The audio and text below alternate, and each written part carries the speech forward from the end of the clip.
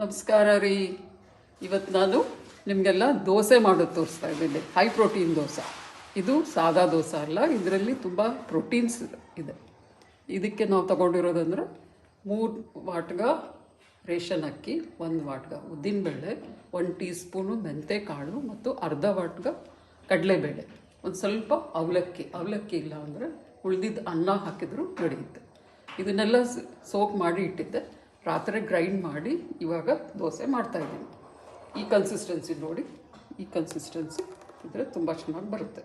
ಇದನ್ನು ನೀವು ಪೇಪರ್ ದೋಸೆ ಥರನೂ ಮಾಡ್ಕೋಬೋದು, ಸೆಟ್ ದೋಸೆನೂ ಮಾಡ್ಬೋದು. ಇದಕ್ಕೆ ಚಟ್ನಿ,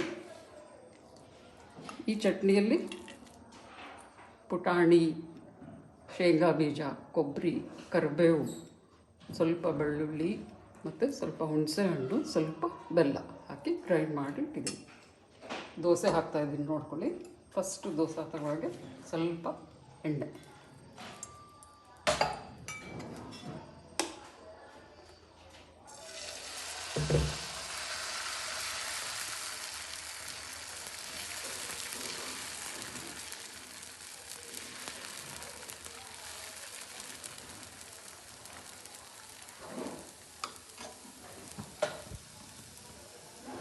ಫ್ಲೇಮ್ ಕಡಿಮೆ ಮಾಡಿ ನಾನು ದೋಸೆ ಸ್ಪ್ರೆಡ್ ಮಾಡಿದ್ದೀನಿ ಹಿಟ್ಟು.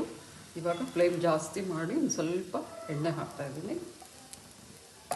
ಆಮೇಲೆ ಸ್ವಲ್ಪ ಮೇಲಿಂದ ಮುಚ್ಚು.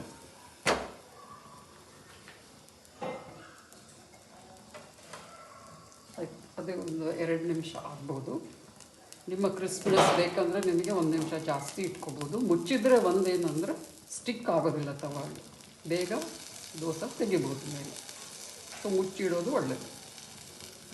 ಹಾಫ್ ಬೇಕಾಗಲ್ಲ ಮುಚ್ಚಿಟ್ರೆ, ಕರೆಕ್ಟಾಗಿ ದೋಸೆ ತಯಾರಾಗುತ್ತೆ.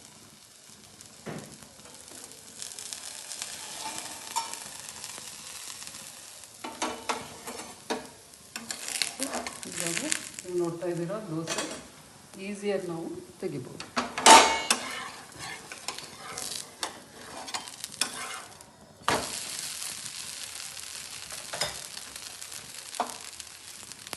ಇನ್ನೊಂದು ಸ್ವಲ್ಪ ಎಣ್ಣೆ ಹಾಕ್ತಾಯಿದ್ದೀನಿ. ಈಗ ಬೇಕಂದರೆ ನಿಮಗೆ ತುಪ್ಪ, ಬೆಣ್ಣೆ ಏನಾದರೂ ಹಾಕ್ಕೋಬೋದು.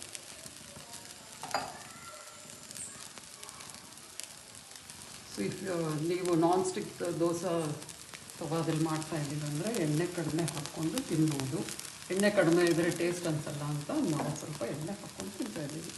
ಡಯಾಬಿಟಿಕ್ ಪೇಷಂಟ್ಸು ಯಾರಾದರೂ ಇದ್ದರೆ ನಾನ್ ಸ್ಟಿಕ್ ತವಾದಲ್ಲಿ ಯು ಕ್ಯಾನ್ ಡೂ ಇಟ್.